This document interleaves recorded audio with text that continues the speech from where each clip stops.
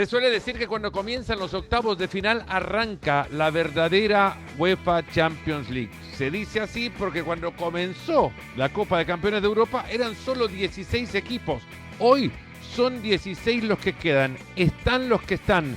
Y no sé si son los que deben ser en octavos de final los que estén ahora representados. Nosotros también somos los que somos y estamos los que estamos en fuera de juego.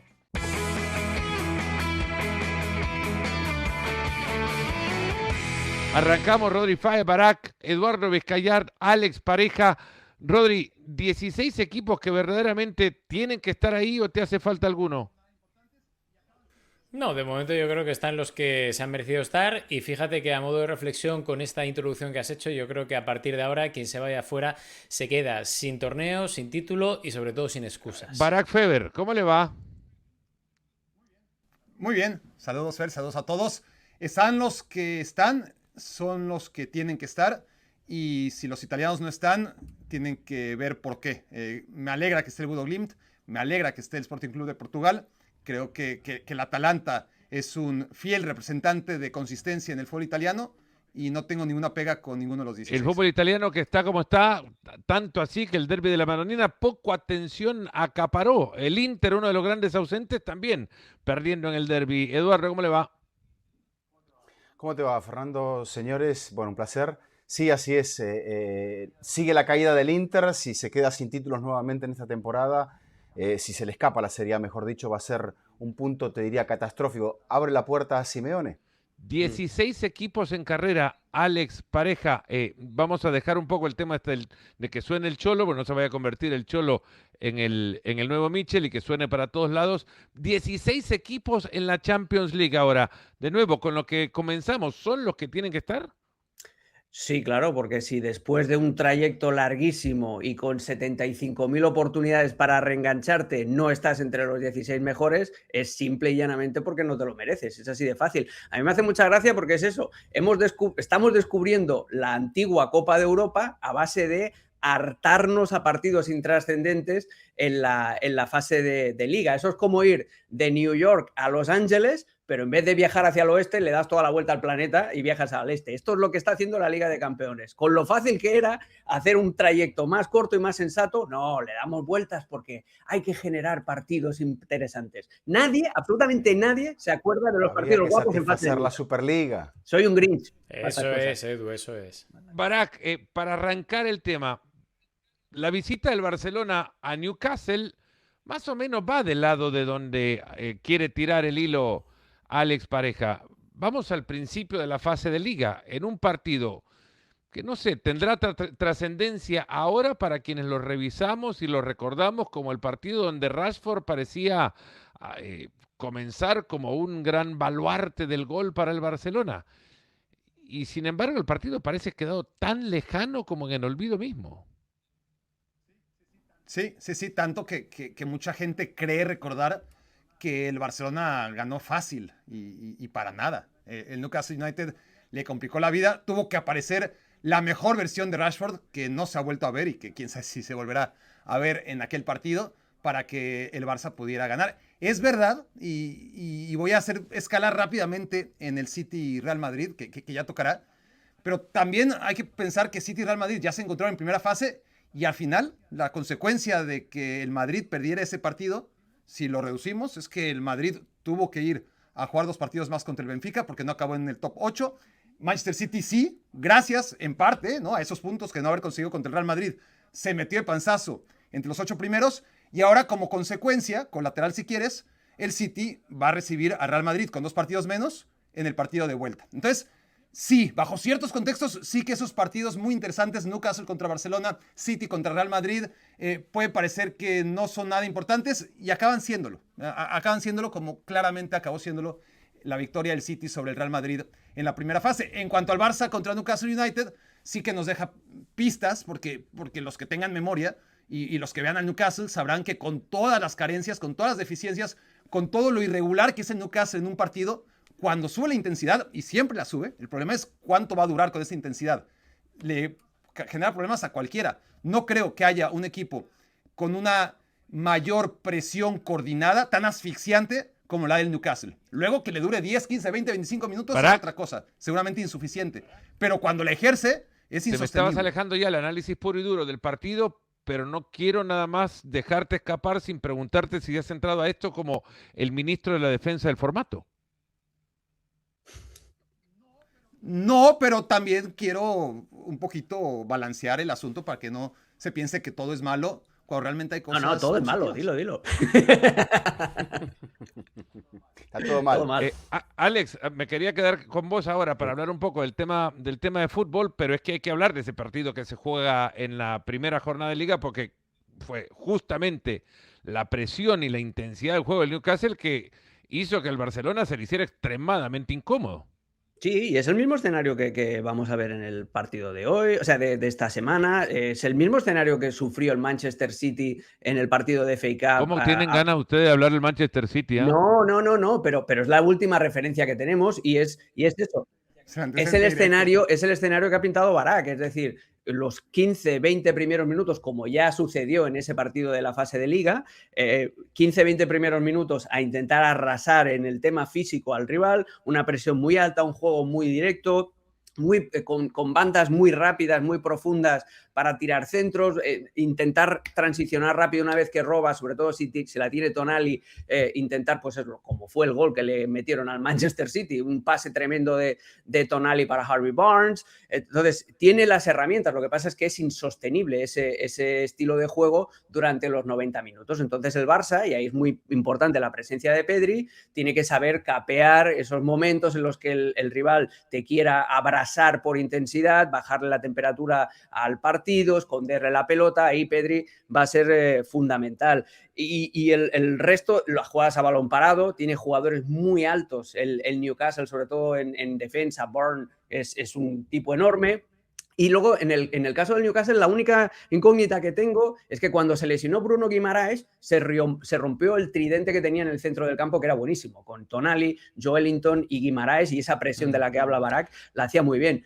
No ha encontrado un recambio de Dijao, ha probado incluso con Voltemade meterlo de interior con sus 2 metros de altura, que es como meter pues, un elefante en una cacharrería. Ese es el único punto en el que el Newcastle no me parece tan fiable como lo era a principio de temporada, pero para ello... Ha empeorado también, Rodri, el Newcastle no es el equipo que de repente podría haber parecido competitivo en la primera jornada de liga, incluso desde la última fecha. Media tabla de la Premier. Desde la última fecha en la fase de Champions, cuando tiene que enfrentar al Paris Saint-Germain, le juega buen partido al PSG, hay que decirlo también, le empata 1, estuvo muy cerca también de ganar ese partido en París, pero Rodri es un equipo que está en menor posición o peor posición en la Premier League, con una peor racha. Es cierto que vienen de ganarle, bueno, bien de jugar contra el Manchester City, pero de ganarle al United en la fecha anterior. ¿Con qué equipo se puede encontrar el Barcelona, siendo este el primero de 2? A ver, yo puedo entender que lo que están comentando Barak, Alex, que es un equipo que transiciona muy bien, cuya intensidad y más en St. James's Park es tremenda, y el Barça creo que la clave pasa por ahí, ¿no? El hecho de intentar que esa situación no le sobrepase, como creo que ya hizo en la liguilla, porque había un ambientazo tremendo y al final consiguió la victoria. Por tanto, yo creo que el Barça es favorito, y no voy a decir claro favorito porque estamos en Champions y porque un accidente lo puede tener cualquiera, pero yo creo que si el Barça es como hemos visto, por ejemplo, en ese partido de vuelta en el Camp Nou frente al Atlético de Madrid, creo que de 10 partidos va a ganar 9 contra el Newcastle, que creo que al final tiene jugadores muy interesantes, el estado de forma de Tonali creo que es tremendo, pero que tiene unas irregularidades importantísimas, ¿no? Sobre todo en el centro del campo y en defensa. Por tanto, yo creo que ahí el Barça va a tener problemas, creo que sí, porque nada es fácil, pero es favorito.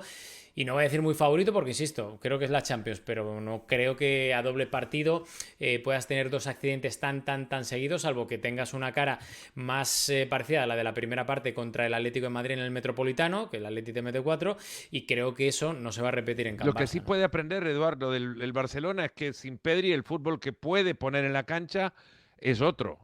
Fue una primera parte muy diferente en San Mamés, en la que juegan después del ingreso de Pedri al terreno de juego, ¿no? A partir de ahí, Pedri es la báscula, es el equilibrio, es el conductor, es el corazón de este equipo. Sí, sin duda, Fernando. Creo también que dentro de lo que es la temporada ha tenido que administrar Flick. Seguramente el grupo recibió un golpe fuerte por no haber podido estar en la final de la Copa. Lo intentó, lo dejó todo, creo que ganó moral, la moral que había perdido en el partido de la ida frente al Atlético de Madrid. Tuvo que administrarse frente al Athletic Club, que también venía lastimado, un equipo que venía herido, un equipo que empieza a ver cómo la temporada se le va a quedar sin nada, no va a clasificar seguramente a Europa.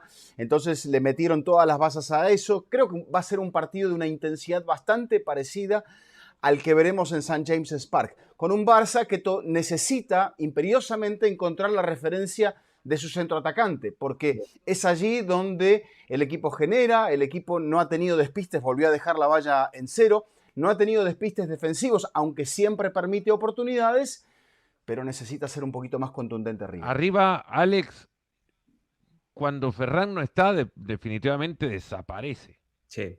Un poco de lo mismo se puede decir de Lewandowski. Si Rashford no ha dejado más que a esos dos zarpazos y quizá alguna asistencia de córner. Son un oasis, porque ese partido no estaba jugando bien tampoco. Metió 2 zapallazos, hermosos goles, pero tampoco es un poco el reflejo de su temporada, creo yo. Ahora, ¿por dónde pasan las soluciones de gol para el Barcelona? Sin querer pretender que esto se convierta en un cuestionamiento sobre el poder ofensivo de un equipo que claramente lo tiene, simplemente ahora entra este partido de vacas flacas. Sí, piensa que Ferran lleva sin anotar desde el mes de enero y Lewandowski... Y Fermín un poco más o menos del camino también, si querés sí, irte para atrás. Sí, pero Fermín es otro tipo de futbolista y Fermín ya te ha anotado también en Liga. Fermín yo creo que come aparte. El problema del Barça es el 9 ahora mismo, porque Ferran... ¿Y Rashford de 9? Pero ¿sabes qué pasa, Vizca? Que el otro día contra el Atlético de Madrid, yo lo pensaba, decía esta mañana intentando imaginarme el partido, pero bueno, Ferran no está, además la fisicalidad de los jugadores del Newcastle, de los defensas centrales del Newcastle, se lo pueden comer con patatas. Si metes a Lewandowski tienes el problema de que está rígido, está tieso, como se dice en el mundo del fútbol, porque ya la edad ya no le da. Pero dicen, la idea de Rashford, que en el United ha jugado muchísimos partidos de punta. En el Barça ha jugado muy poco. Lo probó en pretemporada y poca cosa más. Hemos visto muy poquito jugar de delantero. Y el otro día contra el Atlético de Madrid ya te da una pista. Necesitas anotar un gol más y la dupla de ataque en el 9 cuando se va Ferran Torres es Dani Olmo y Ronald Araujo. Entonces, si el día que necesitas anotar un gol más prefieres mantener a Rashford en la izquierda y Rafinha por detrás de esa doble punta, es que no confías en Rashford como delantero centro. Es la única decisión quirúrgica que tiene que tomar Hansi Flick, porque el resto del equipo está prácticamente hecho. Barak, el equilibrio no lo ha encontrado el Barcelona en toda la temporada. Es el equipo más goleado de los 8 equipos que se metieron en los mejores 8 de la competencia.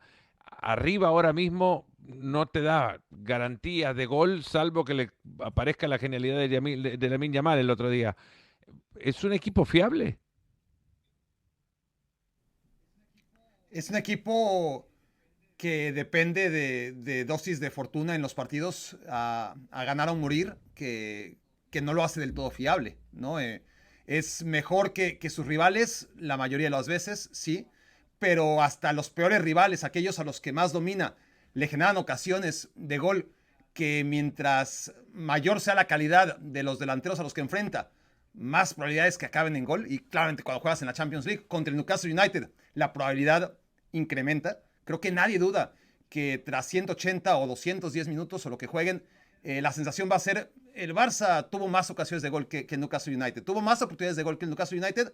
Creo que muy difícilmente eso no va a ocurrir. Ahora, que compense y que al final esas ocasiones que todos podemos dar por seguro, el Barça va a tener por encima del Newcastle a lo largo de los 2 partidos, se transformen en una victoria y avanzar a cuartos de final, pues dependerá de esas dosis de fortuna en que el Newcastle no aproveche del todo las oportunidades que tenga, que seguro va a tener, y que el Barça encuentre esa puntería que en algunos momentos, en esta jornada, en estas semanas, como bien citas, está fallando.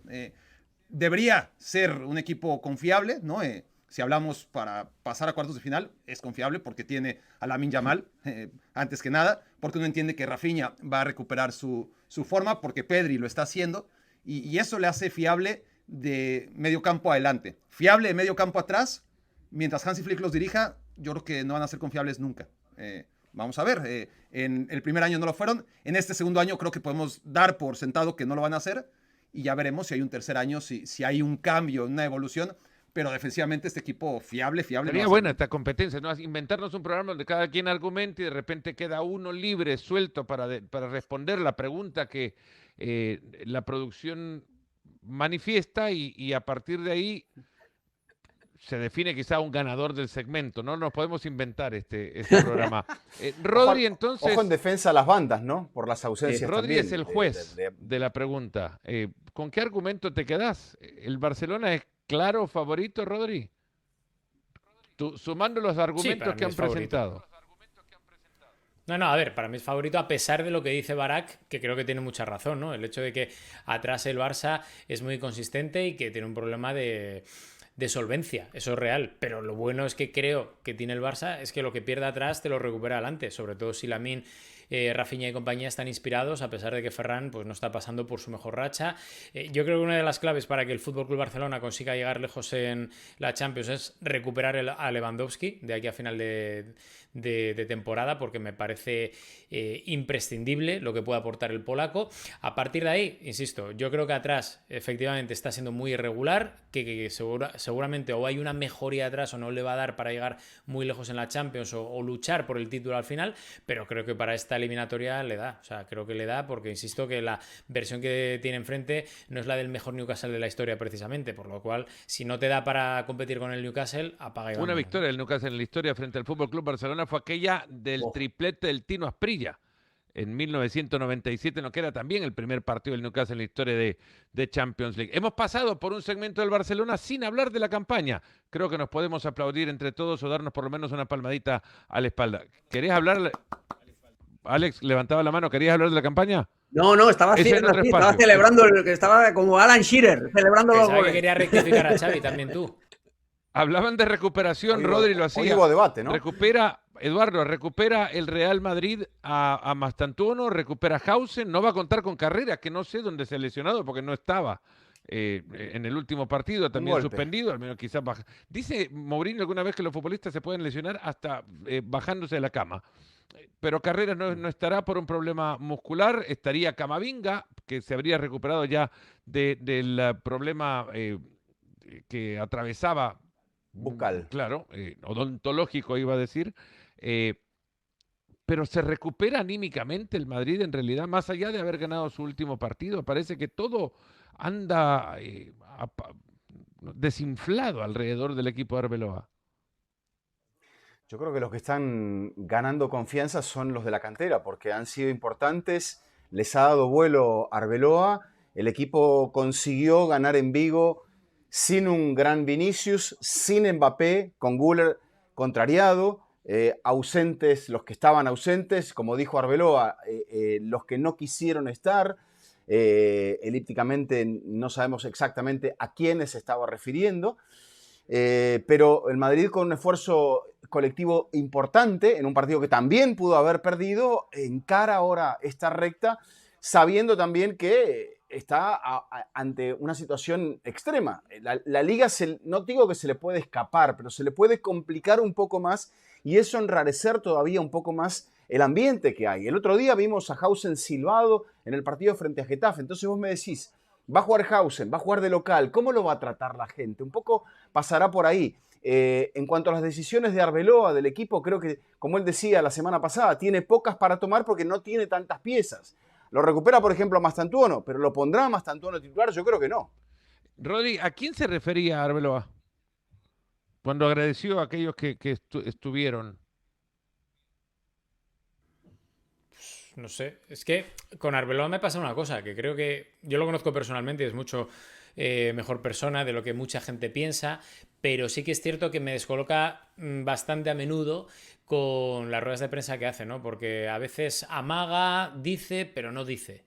Y yo creo que ya no solo él, sino su entorno le pone a veces en un compromiso importante, ¿no? Por el hecho de que da la sensación de que quiere, como cuando dice, no, el que pita a Florentino Pérez no es madridista, ese tipo de de cruzadas propias, personales, que intenta contentar sobre todo a mucha gente que es del entorno del Real Madrid, pero que al final no dejan de ser populismos demagógicos que no le llevan a ningún sitio y que lo único que hacen es perder credibilidad por parte del entrenador, ¿no? Y creo que no es la guerra de Arbeloa. En ese aspecto, yo si fuera Arbeloa, sinceramente sería mucho más tranquilo o más pragmático delante del micrófono que de lo que está haciendo, y sobre todo huiría de ciertos estereotipos que sus asesores sobre todo creen que funcionan. ¿Le y que pedirán luego al eso, final Rodri? no funcionan tanto, ¿no? Rodri, sobre el tema este, no sé si la verdad lo tenía pensado, ¿no? Pero ahora que lo hablabas y pensaba de su entorno y los mensajes que envía, sabiendo quién es el rival, sabiendo dónde juegan, que el partido de ida es en el Santiago Bernabéu, que es la última posibilidad de poder encender al público del Real Madrid, ¿estaremos viendo la rueda de prensa más incendiaria de Arbeloa? ¿O estamos ante ello? Pues seguramente.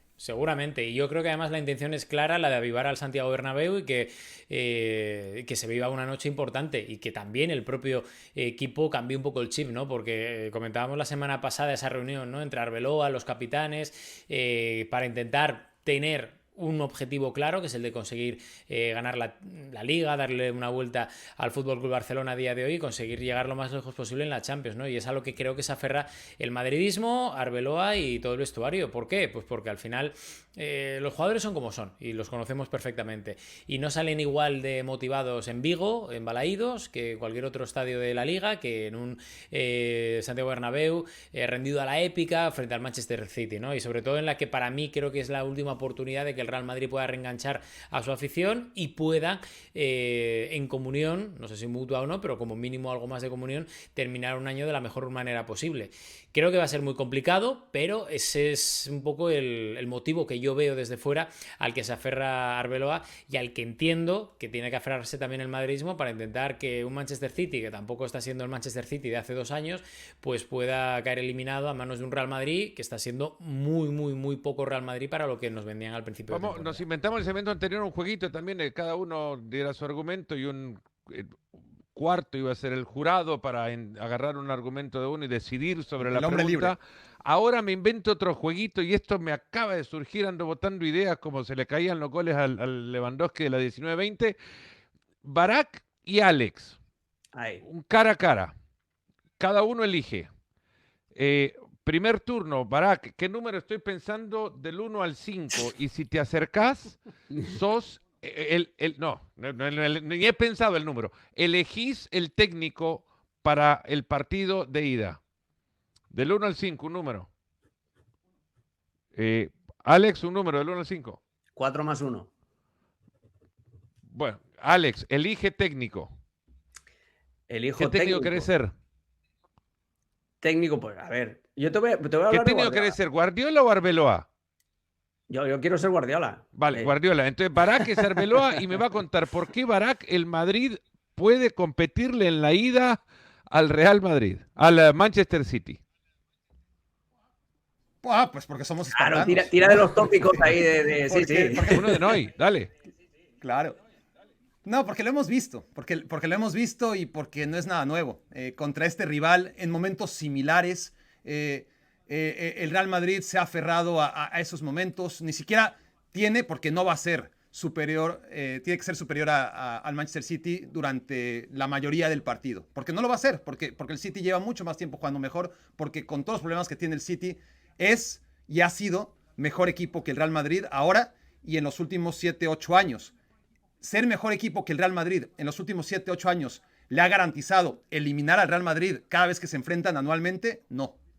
Hemos visto eliminatorias muy parejas, hemos visto tiempos extra, hemos visto remontadas, hemos visto penales, hemos visto victorias para un lado y para otro. Y lo dijo Gareth Bale y creo que nadie se puede sorprender, solamente que ahora sí lo tenemos de viva voz de ese vestidor, ¿no? En el Real Madrid escogen sus batallas y hay momentos en que los grandes jugadores dan un paso al frente y a eso se tiene que aferrar Arbeloa. Y el Real Madrid va a competir sin ninguna duda. Que no piense que el Real Madrid, como mínimo, se la va a poner muy complicada al Manchester City, sobre todo el partido de ida, es que no ha visto fútbol. El Real Madrid en estos partidos se activa. Es verdad que Mbappé no va a estar, eso es un déficit. Es verdad que ya no está Cristiano Ronaldo, que ya no está Modric, que ya no está Kroos, que ya no está Casemiro, que ya no está Ramos, que ya no está Varane, que ya no están muchos de aquellos protagonistas de aquellos duelos del pasado.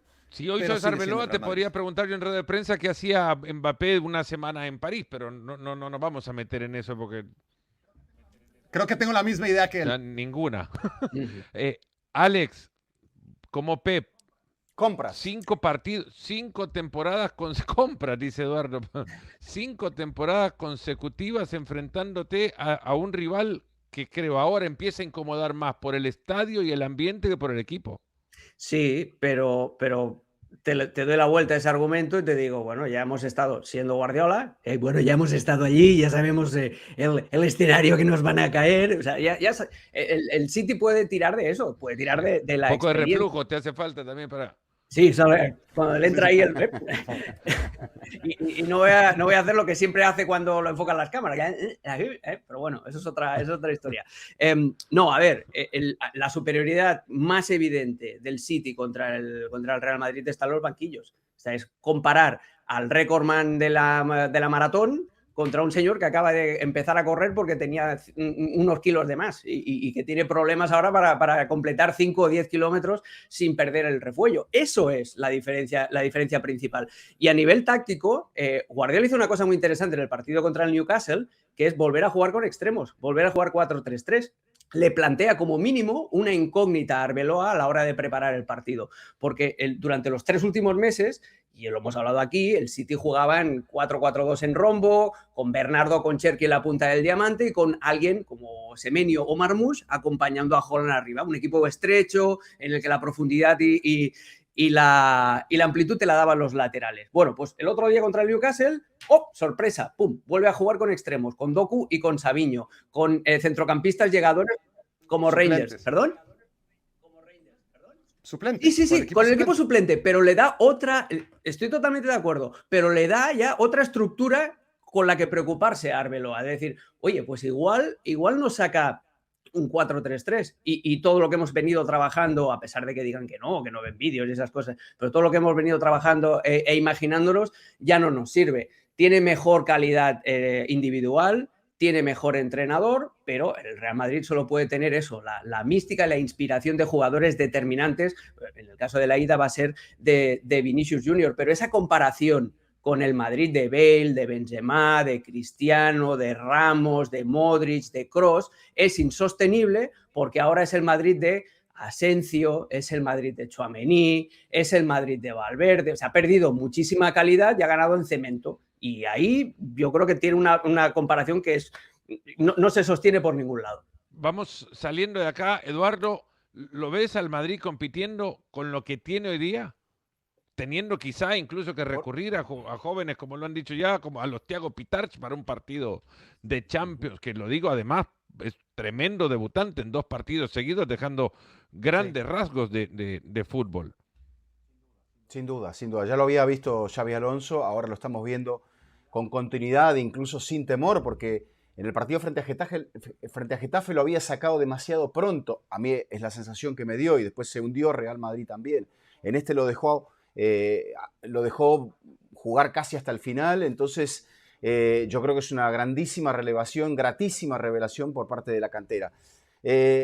La idea del Madrid, sabiendo que va a jugar como local la ida, es mantenerse en la eliminatoria durante la mayor cantidad de tiempo. Eso lo tiene que hacer desde lo físico y lo tiene que hacer desde lo futbolístico. Y es un momento malo para mí en los 2 aspectos. Ante un City que se preparó, que rotó el fin de semana, que está motivado otra vez porque tiene un plantel riquísimo, porque apunta a 4 temporadas, a 4 competencias. No creo que gane las 4, pero no sabemos nunca con un equipo dirigido por Pep Guardiola, y que aquí tiene un examen complicado, más que nada por el escenario. Entonces, yo creo que es un Madrid inferior en todos los aspectos al cual se vio en la liguilla. Para aquellos que dicen que el partido de la fase de liga no sirvió para nada, nos encontramos, me parece, con un City que está por encima y con un Madrid que está bastante por debajo, desde el entrenador hasta los futbolistas, en lo físico, en lo moral y en lo futbolístico. Entonces, yo creo que el Madrid tiene que tratar, no digo hacer un partido espeso, pero sí tiene que tratar de generar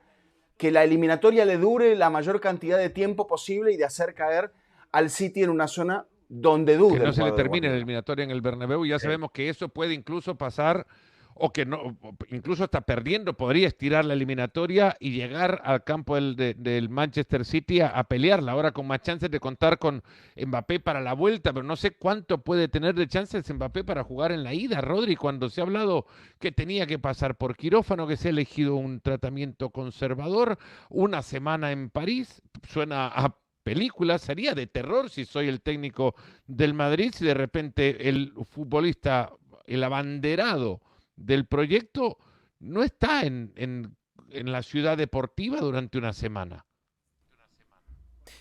Bueno, eso es en lo que se ha convertido el Real Madrid de los últimos años. Es decir, además coincidió que efectivamente Mbappé estaba en París y que Jude Bellingham se había ido a Londres. Estamos hablando de que tus dos últimas grandes inversiones a nivel mediático, a nivel de jugadores y a nivel económico se van de repente unos días, sí, con permiso y supervisión de los servicios médicos del Real Madrid, pero se van a tratarse a sus respectivos países. ¿Qué pasa? ¿O qué mensaje estás dando primero a la afición? Pues que hay un desgobierno importante. Segundo, el mensaje base, que es que no funcionan los servicios médicos del Real Madrid. Y tercero, que también puede subyacer de todo esto que estamos comentando, que los jugadores están pensando más en sí mismos que en el propio Real Madrid y en el colectivo, ¿no? ¿Por qué? Pues porque hay un Mundial a final de temporada que nadie se quiere perder. De ahí que seguramente ese tratamiento conservador se haya anticipado en la recuperación de Mbappé antes que entrar en el quirófano, que es una de las cosas que a mí me habían dicho ya en el mes de enero, que se estaba valorando y que era una opción que seguramente no publicamos por falta de una confirmación, pero que se ha ido 100% construyendo en estos últimos días, ¿no? /semanas. Por tanto, lo que está claro es que Mbappé no está bien, no está cómodo. Mbappé forzó para conseguir en el mes de diciembre y en noviembre aquel récord famoso que pudo empatar, pero no superar famoso, de Cristiano Ronaldo en gol. Récord famoso, yo creo que ahora es famoso por las consecuencias que tuvo. Al récord de no hubiera sido goles famoso, en el año calendario en pero ningún futbolista, en ningún club. Convirtió un hecho individual en un objetivo récord para él y siendo él el jugador importante que es para Real Madrid, con el peso de la cantidad de goles que ha hecho en la campaña. Da la sensación, Sí, Rodri, para cerrarlo ya y pasar al siguiente partido, que acá en el Madrid no hay un desgobierno. Gobierna el equivocado.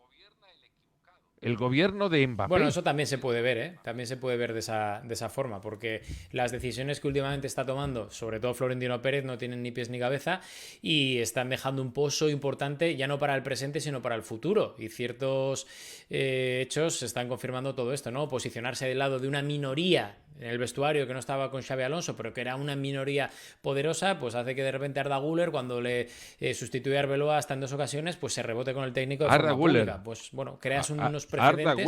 Arda Güler, sí. Bueno, Arda Güler. saber y empatar, Sí, ¿no? pero que bueno, que si mañana es Asensio o Asensio o ya se Restero, lo hizo a pues Xabi Alonso. te lo crees. Y muchos dirán, no, pero pasa Sí, lo sí, mismo que pero bueno. Messi en el Barcelona. Ah, un segundo. ¿Con quién has empatado, Messi amigo? a un par de equipos ya le había ganado en el Barcelona antes que Mbappé empezara a gobernar en el Real Madrid. Y en esa época había 3 cambios por equipo, no lo olviden. Ahora es mucho más susceptible que un pobre técnico sufre el berrinche de un jugador porque puede sacar hasta la mitad de los jugadores que iniciaron. Vamos en la mitad del camino, ahora nos tenemos que pegar un salto. Te desentonaba. Ya le estoy preparando a Rodri y a Eduardo, váyanse preparando porque cada uno de ustedes se va a tener que poner ahora, uno va a tener el incómodo trabajo de ser Igor Tudor y el otro va a tener, no sé si viene siendo cómodo trabajo de ser el Cholo Simeone. El que sea Igor Tudor, ya que se vaya quitando el micrófono. Mi hermano, yo soy Igor Tudor. Ya está, no te elige preocupes, Igor Eduardo. Tudor. Rodrigo Fáez elige Igor Tudor. Ya viene entonces con no sé, con la derrota a cuestas. Atlético de Madrid, Tottenham, Barak. Hoy lo escuchaba temprano en un programa de radio en España y decía, el Atlético está vivo en todas las competencias. Sí, vivo matemáticamente en la Champions, lo sabemos. Está a en la Champions, en la Liga. Está a un partido de ganar la Copa. ¿No? Está en la final. Y luego hay un largo camino por recorrer en la Champions League. ¿Cuánto peso tiene esta Champions League en el contexto de temporada que vive el Atlético para el Cholo Simeone? Tiene un peso importante en la medida en la que si le gana al Tottenham Hotspur habrá cumplido con lo que se le puede exigir y lo que se le debe de exigir al Atlético de Madrid a nivel europeo. Perdón que te interrumpa. Luego obviamente hay que Dijo, sumar. no somos favoritos porque fíjense en la tabla de posiciones cómo terminó el Tottenham y nosotros venimos por playoff. Eso en otro idioma se llama abrir el paraguas. Desviar la atención. Sí, a ver, me hubiera gustado escuchar lo mismo, igual y hay que tirar de y ver si realmente dijo eso previo al partido contra el Real Madrid la temporada pasada, ¿no? Porque la temporada pasada dudo mucho y me atrevo a afirmar que no ejerció el rol de protagonista porque el Atlético sí acabó entre los 8 primeros. Que fue la pasada temporada, parece que me la agarro con Barak para interrumpirlo y me disculpo nada más, pero la pasada temporada fue la primera, Barak, en la que el Cholo dijo, tenemos que ir a la final.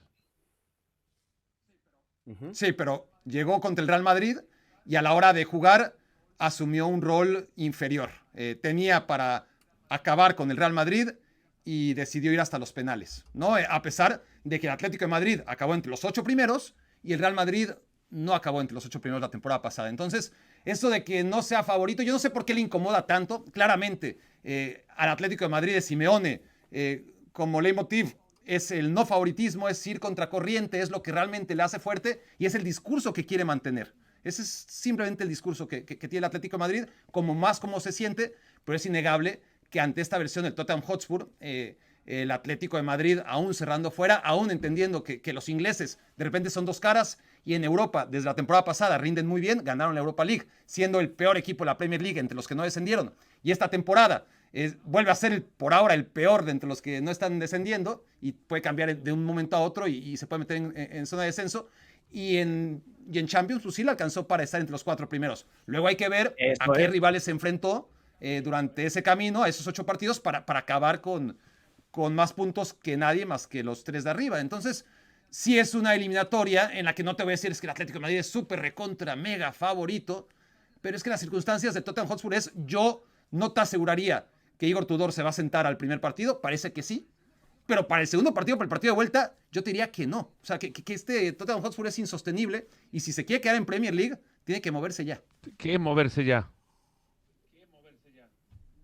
Buscar otro entrenador, asumir que fue una estupidez poner a Igor Tudor de entrenador, asumir las consecuencias de querer un entrenador a corto plazo para ganarle al Arsenal, no conseguirlo y darse cuenta que si se quieren quedar en la Premier League, que es el objetivo principal más allá de avanzar en la Champions, necesitan otro técnico. Alex, el Tottenham está peleando por quedarse en la Premier League.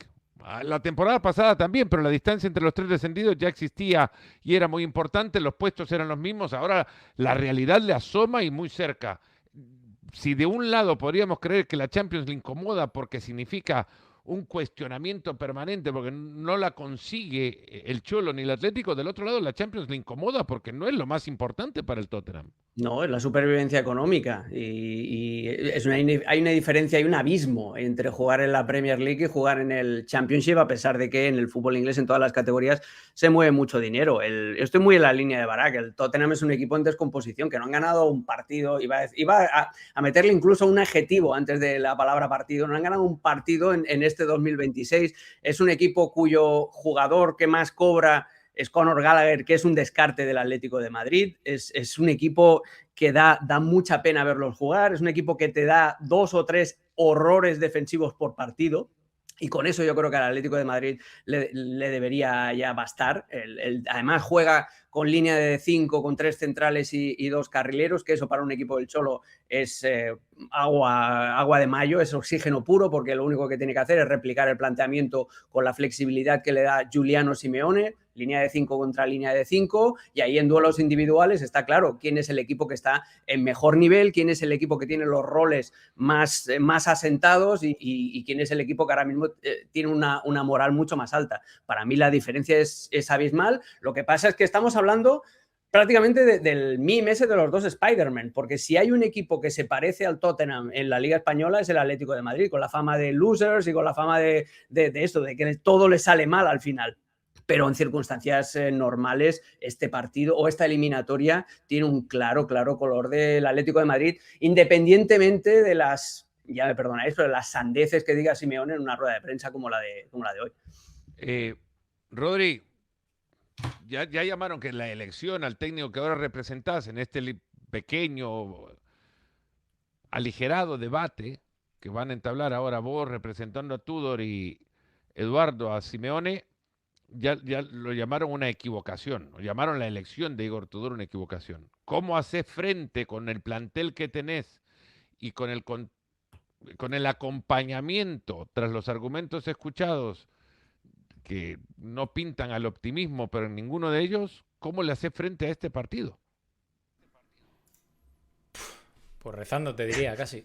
Pero es que es una realidad. Yo creo que, y aquí baso mi defensa de Igor Tudor, ya te la dejo para que remate si quieres tú, Eduardo, pero el problema del Tottenham no es Igor Tudor. O sea, el problema del Tottenham tampoco era Thomas Frank. El problema del Tottenham es que desde que se fue Pochettino en 2019 ha tenido a Mourinho, a Nuno Espíritu Santo, a Antonio Conte, a Postecoglou, a Frank y a Tudor. Es decir, 6 entrenadores desde 2020 que va a año por entrenador. Y es que da igual que venga. Mañana puede venir Guardiola, pasado mañana pueden resucitar a Johan Cruyff, que es imposible, es inviable que el Tottenham funcione, y la culpa no es de Igor Tudor, que es el último en llegar. La culpa será del director deportivo, que ha fichado a quienes ha fichado para ciertos perfiles de entrenadores que no contaban con esos jugadores, o si no, el director general, que fue el primero en escapar cuando vio que esto era un callejón sin salida, Levy, que abandonó el Tottenham esta temporada. Por tanto, creo que sí, que Tudor es malo, pues seguramente no esté a la altura de la exigencia que mucha gente piensa que tiene el Tottenham, pero creo que es el último de todos los culpables.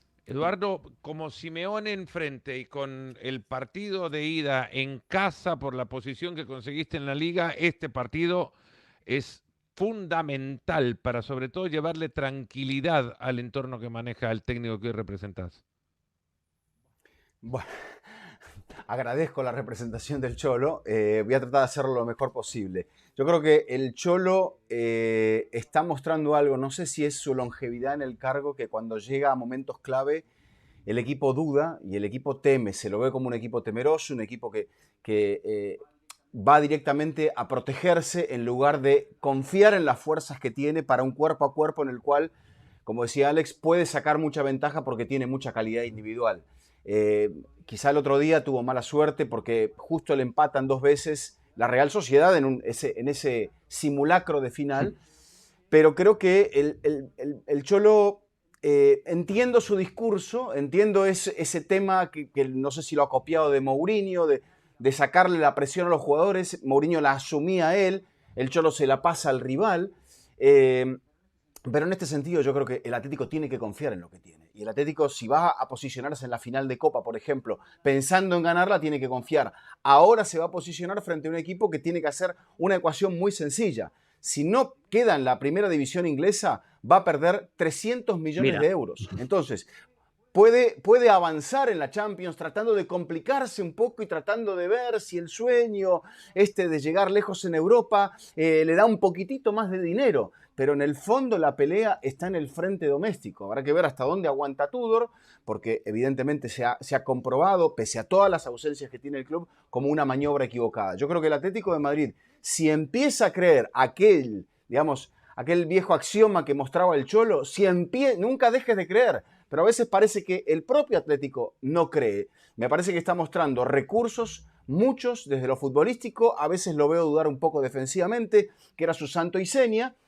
Pero creo que es un equipo que tiene para hacer más daño del que el propio entrenador cree. Tiré de hemeroteca, Barak. Me fui hasta la rueda de prensa del Cholo Simeone, previo al partido de octavo de final frente al Real Madrid, partido de ida. En ningún momento le preguntan sobre favoritismo, ni hace referencia al mismo, pero hay una frase en la que seguro podemos deslizar por dónde tiraba el Cholo en aquel momento frente al Real Madrid.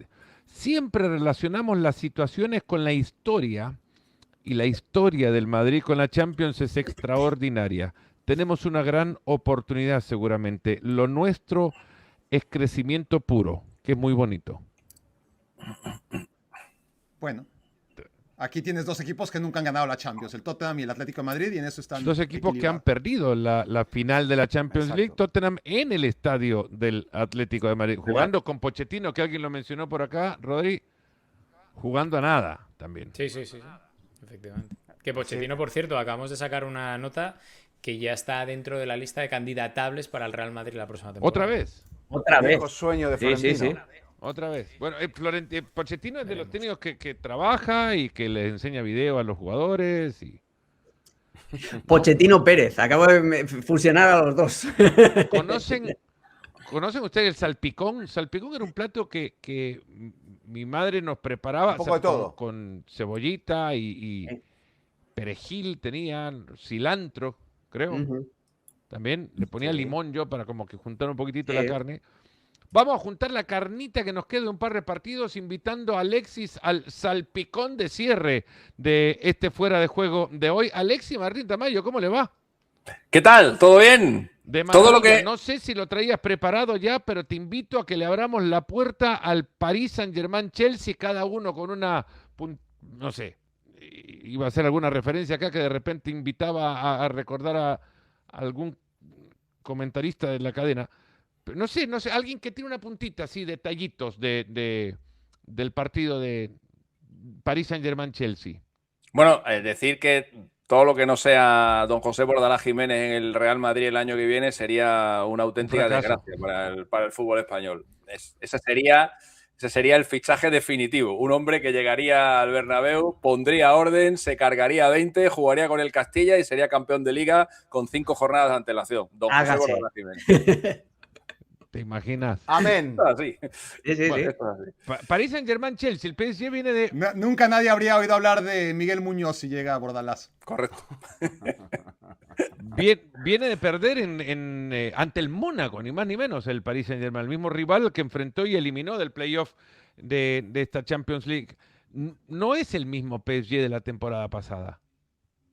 Bueno, hay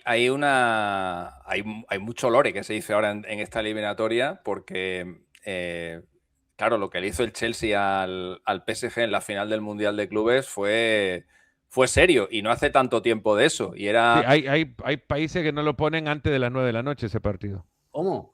Correcto. Y además estamos hablando de un PSG que creo que estaba en bastante mejor momento de forma de lo que está ahora. Era un equipo que se antojaba casi imbatible, que acababa de destrozar al Madrid, al Atlético de Madrid y que caminaba pues hacia lo que iba a ser la temporada de los 7 títulos, que luego se quedaron en 6. El Chelsea está más o menos igual, un equipo que es capaz de cualquier cosa. El Chelsea es un equipo que es capaz de... El Wrexham en la FA Cup lo ha llevado al límite. Sí, por eso.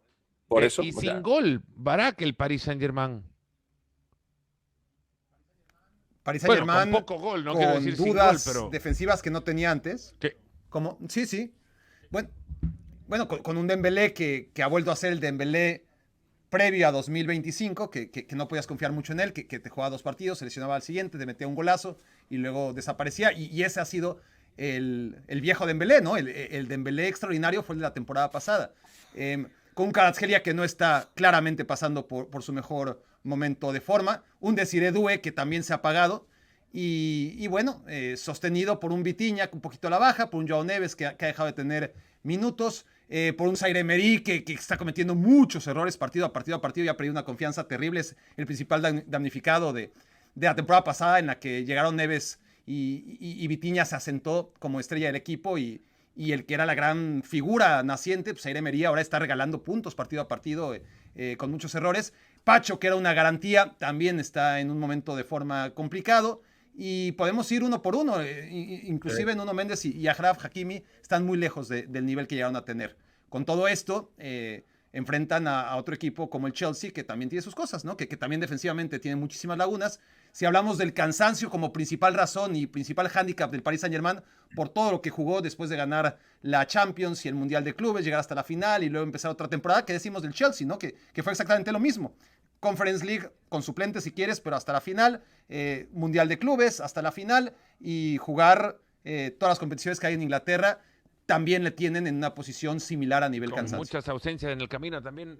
Una importantísima, Rodri, en el Paris Saint-Germain y que quizá ahora empieza a ganar mayor relevancia, porque de nuevo los mejores son los que no están regularmente y cuando no están se notan mucho más.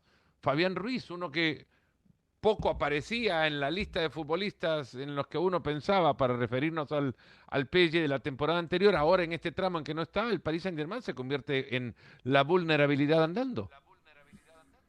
Es que yo creo que Fabián es la pieza fundamental para balancear un poco todo lo que ocurre en ese centro del campo, para los de arriba, para los de atrás, y creo que es vital, porque además físicamente va muy bien, aguanta muy bien los partidos, tiene todas las características para ser un centrocampista, lo que es de élite. Por tanto, yo creo que es una pieza que Luis Enrique ha echado muchísimo de menos, y veremos a ver, ¿no? Porque hablando un poco del Paris Saint-Germain, de Luis Enrique, etcétera, creo que es un momento clave de la temporada, porque después de haber conseguido lo que consiguió el equipo la temporada pasada, su primer título de Champions League, es el momento de saber si este proyecto puede mantenerse a nivel de, no voy a decir una hegemonía, ¿no? Pero si puede conseguir estar ahí hasta el final, con lo complicado que es en un torneo tan exigente como es la Champions League. Lo consiguió el propio Real Madrid con aquellos títulos. Es obvio que va a ser muy complicado, pero el Paris Saint-Germain requiere de esa credibilidad que te van a dar los resultados, ya no solo de una temporada, sino de 2 o 3 seguidas. Vamos al Newcastle-Barça en los numeritos de Alexis Martín Tamayo. ¿Se puede hablar de este partido, Mr. Chip, sin mencionar al Tino Asprilla? Bueno, yo creo que ya podemos empezar a hacerlo, ¿no? Porque ya las últimas veces, ¿no? Ha llovido. Sí, las últimas veces que se han enfrentado siempre nos hemos acordado de ese hat-trick histórico en el año 97, en un grupo rarísimo. Era Barça, Newcastle, PSV, Dinamo de Kiev. Y era el Dinamo de Kiev de Rebrov y de Shevchenko, que hizo una cosa muy, muy seria aquella temporada, llegó hasta las semifinales. Me acuerdo una portada mítica, el diario Marca, el día después de que el Dinamo de Kiev ganara 0-4 en el Camp Nou. Recientemente el Barça había ganado en el Bernabéu y había habido bastante algarabía, y el Marca tituló a primera página no volveré a reírme de los errores o de las desgracias ajenas, y lo repitió durante toda la portada. La portada era todo el rato esa frase con las letras azulgranas, ¿no? Bueno, ya creo que este partido tiene su propia historia. Este Newcastle no tiene nada que ver con aquello. No es el Newcastle de hace 2 años, sigue recibiendo capital saudí, pero ya no tanto, y es un Newcastle que en la Premier League lo está pasando bastante mal. El Barça está ahora en un muy buen momento de forma. Lo que pasa es que los precedentes entre la Liga Española y la Premier League asustan un poco.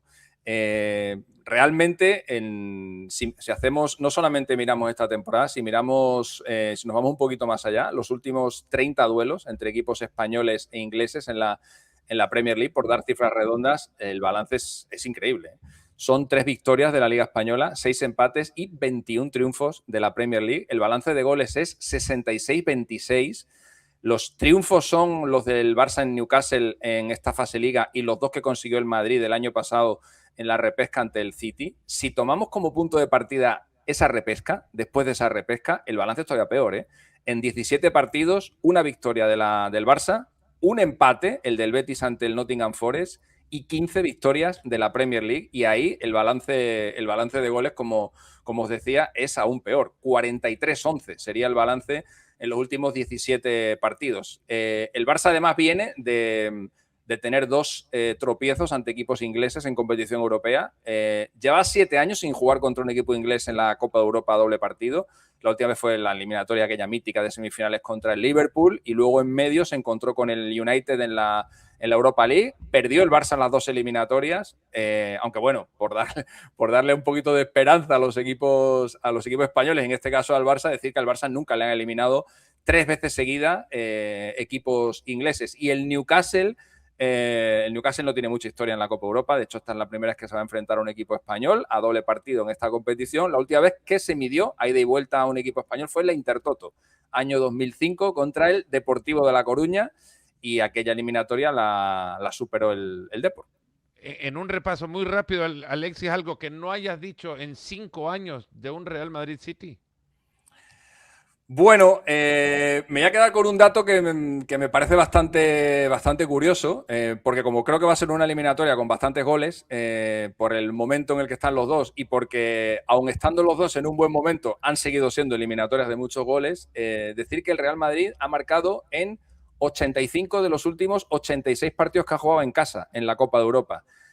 Tuvo una racha de 44 partidos seguidos, se cortó con un 0-3 ante el CSKA de Moscú en el año 2018, que fue el periodo aquel de Lopetegui, luego Solari, que terminó con Zidane, y justo después de aquel 0-3 ante el CSKA empezó otra racha que todavía continúa, que son 41 partidos seguidos que lleva el Real Madrid marcando y que persigue ese registro histórico que es del propio Real Madrid. Y entre medias hay una racha del Tottenham que la cortó el propio Real Madrid en el año 75 de 42 partidos consecutivos marcando. Yo ahí creo que de las 3 eliminatorias España-Inglaterra que va a haber en estos octavos de final, creo que esa es la única en la que a priori el equipo inglés parte como favorito. ¿Lo ves, Eduardo, rompiéndose esta racha del Real Madrid anotando? Es más probable, ¿no? La verdad, se puede romper, creo que se puede romper. Con lo que tiene ahora y las bajas que arrastra, sobre todo para este primer partido. Y el único equipo italiano en carrera es el Atalanta, que recibe a uno de los grandes candidatos para quedarse con el torneo. Y no lo decimos por su nombre, sino por su juego. Atalanta-Bayern, Alexis. Sí, son... Bueno, el Bayern viene de un batacazo contra un equipo de la Serie A la temporada pasada. Aquella eliminación ante el Inter cortó una racha de 4 eliminatorias seguidas que había ganado el Bayern contra equipos italianos. El Bayern ante equipos de la Serie A ha superado 7 de 14 eliminatorias a doble partido, si bien es verdad que el Bayern en octavos de final es muy raro verle caer. De las últimas 14 temporadas ha superado esta eliminatoria en 13, solamente cayó ante el Liverpool en 2019, pero ojo con el Atalanta, que por cierto va a jugar por primera vez ante el Bayern en competición oficial. El Atalanta, que es el único equipo superviviente de Italia en la Copa Europa, algo que ya pasó también en la temporada 19-20, donde el Atalanta estuvo a un minuto de meterse en las semifinales de la Copa Europa, aquella remontada histórica del PSG con los goles de Marquinhos y de Choupo-Moting al final del partido. Pero al Atalanta se le dan muy bien los equipos alemanes, solamente ha perdido 3 de 13 partidos contra equipos de Bundesliga, viene de eliminar al Borussia Dortmund y solamente ha perdido una vez en casa contra un equipo alemán, fue en la Europa League 21-22, cayó 0-2 ante el Leipzig.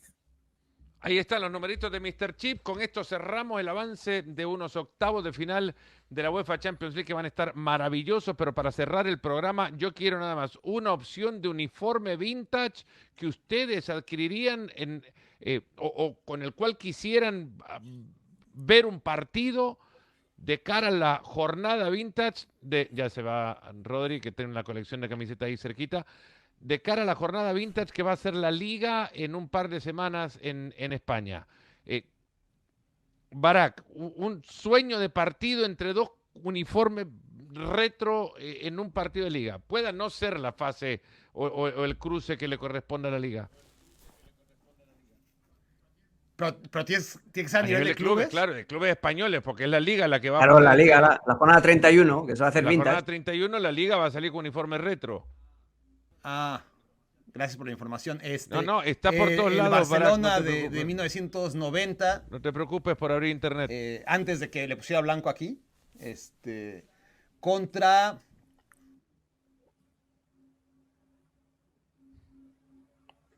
Piensa, Barak. Dicen que el tiempo es oro, ¿no? Y el oro está carísimo, Barak. Más caro que la gasolina. Pues ¿no? ya le va a pegar el palo. El otro que en la Liga Española te diría, de los que están todavía en Primera División, el Valencia de Mario Kempes, con rayas. ¿Con la señera? En rojo y amarillo. Vale. Rodri. No, mira, yo os la voy a enseñar. Porque también se aplica. No juega, no juega en primera. No aplica segunda. Sí, aplica, no, segunda división, aplica. Aplica por supuesto también. que aplica porque segunda división es la liga. Así que la Hypermotion también. Aplica vale, la Hypermotion. ¿Esa de qué año es? Del 93. De cuando el Sporting precisamente estaba un Sporting casi Oviedo, de Luis ¿no? Enrique. Un Sporting Oviedo, le pones la de Oviedo, ¿Perdón? le pones la de Deli Valdés, por ejemplo. Bueno, Por eso tardé yo tanto en mi respuesta, porque la que yo estaba pensando, perdón, era la Deportivo La Coruña en la época de Feiraco. Con la publicidad de Feiraco. Sí, señor. Esa, en verde, claro. Yo pondría un Valencia-Barcelona con el Terra Mítica de Valencia. Pantalón negro, además. Con Kili. Y un Barcelona sin publicidad, Kelme. Y llamaría al Piojo López nomás para que le agarre el canguelo. Capa. Kelme nunca llegó al Barça. Capa. Kelme era el Madrid. Yo pondría la del Atlético de Madrid de Spider-Man, que fue mítica, con la del Athletic Club de Bilbao del Ketchup, que es una que se hizo y que solo se usó una vez, se usó en una eliminatoria europea. Se nota que te gusta la Real Sociedad, Alexis, ¿eh? Ya, lo que pasa es que la Real Sociedad habría que coger la del año 81, ¿no? Que también era mítica. No, si lo digo por lo de la camiseta de Ketchup del Athletic. Sí, pero no tenía publicidad. Esa camiseta no tenía publicidad, pero la de... ¿Henkes el técnico en otra etapa? ¿Cómo? ¿Heinke no era el técnico del Athletic Club? Sí, Heinkes fue técnico de Atleti en la temporada época, 97-98, creo. Hubo un furor enorme en contra de esa camiseta, además. Sí, la desterraron. Alexis, te canjeo. Te canjeo la del Atlético de Madrid de Spider-Man por la de 2 rubias También. de pelo en pecho. O la de Marbella, cuando ponía aquí Marbella. Sí. O ahora que van a estrenar Torrente presidente, pues la publicidad de Torrente del Atlético de Madrid también. Es increíble que Torrente en esta época de cristal exista todavía. Eduardo. Yo voy con la de Marbella, del Atlético de Madrid, y la de una sin publicidad, Real Madrid de Di Stéfano. Wow. Blanca, qué precioso. Don Alex Pareja. Una camiseta del Español, una equipación del Español Masana, de la marca Masana, una marca catalana que hacía pijamas, esto es #TrueStory, y que llevaba una publicidad que se llamaba Araña, que era una tienda de ropa moderna en Barcelona, mitad de los 90, cosas así, esa, y me quedo con el Rayo Vallecano cuando anunciaban Flan Dul. También con una de la misma Ciripolen, marca. ¿te acuerdas? Cuando anunciaban Ciripolen. Ciripolen, exactamente, que era una bebida para vigorizarte. Jugaron en Europa con esa abejita. Sí, pero la abejita era el logo de Rumasa, que era el holding empresarial de Ruiz Mateos. Rumasa, Ruiz Mateos. Casey Keller. Con Casey Keller y Lopetegui en el banquillo. Una que anunciaban Flan Dul, que también era propiedad de la familia Ruiz Mateos, y era de la misma marca de la que ha enseñado Rodri en el Sporting de Gijón. Era marca Comenten. Ustedes ya comentaron, ustedes que nos están viendo hasta acá, comenten, envíenos, no sé, incluso esta fotografía del cruce de camiseta retro que a ustedes les gustaría ver en una jornada de fútbol en España puntualmente. Nos vamos despidiendo, les agradezco muchísimo, Alex, Alexis, Rodri, Eduardo, Barak, hasta el próximo episodio que será esta misma semana, porque hemos arrancado ya 2 fuera de juego por semana y esto lo vamos a ir evolucionando hasta que le sumen más días a la semana para poder cumplir con sus deseos.